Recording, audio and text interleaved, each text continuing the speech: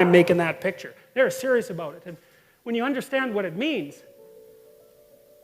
you know, all those people, they're prostrate at the revelation of the law. It's like, well, no wonder. It's like, break the law and see what happens. Break the universal moral law, man, and see what happens. You know, I see people in that situation, well, as you all do all the time, perhaps me more than you because I'm a clinical psychologist, you know, and if the people I'm seeing haven't broken the universal law, then you can bloody well be sure that people around them have. It's no joke. Like, you make a mistake and things will go seriously wrong for you. And so it's no wonder that you'd be terrified at the revelation of the structure that governs our being. One of the things that's so remarkable about the Old Testament, this is another thing Nietzsche commented on. He was a real admirer of the Old Testament, not so much of the New Testament. He thought it was a sin for Europe to have glued the New Testament onto the Old Testament, because he thought the Old Testament was a really accurate representation of the phenomenology of being. It's like, stay awake, speak properly, be honest, or watch the hell out, because things will come your way that you just do not want to see at all. And it might not just be you, it might be everyone you know and everything about your culture that is demolished for generation after generation. It's like, stay awake and be careful. And I think that people only don't believe that when they're being hubristic. And I think that most people know that deep in their hearts. You know, when you get high on your horse, that happens fairly often.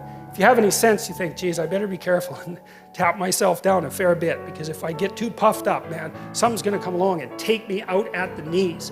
And everyone knows that. Pride comes before a fall. It's like, if you have any, that's why it says in the Old Testament that fear of God is the beginning of wisdom.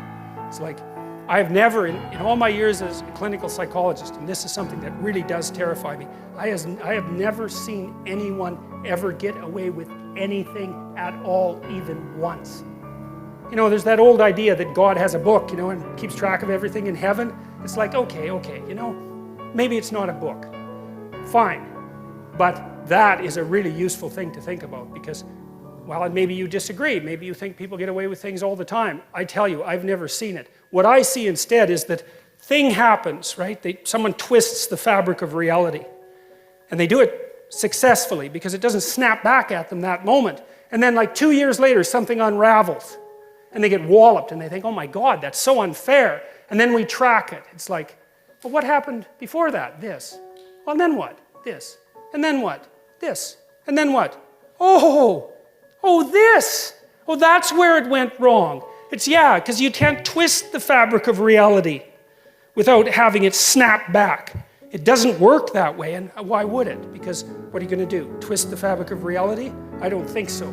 I think it's bigger than you. You know, and I think that one of the things that really tempts people is the idea that, well, I can get away with it. It's like, yeah, you try. You see how well that works.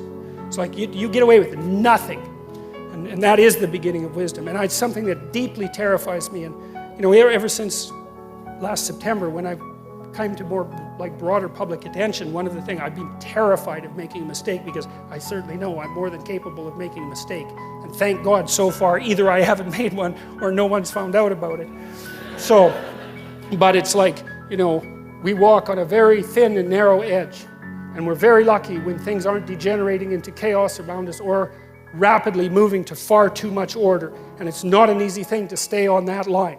And you can tell when you're on that line, because things are deeply meaningful and engaging when you're on that line. But if you're not existentially terrified about the consequences of wavering off that, then you are truly not awake.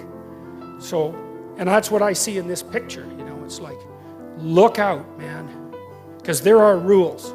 And if you break them, God help you.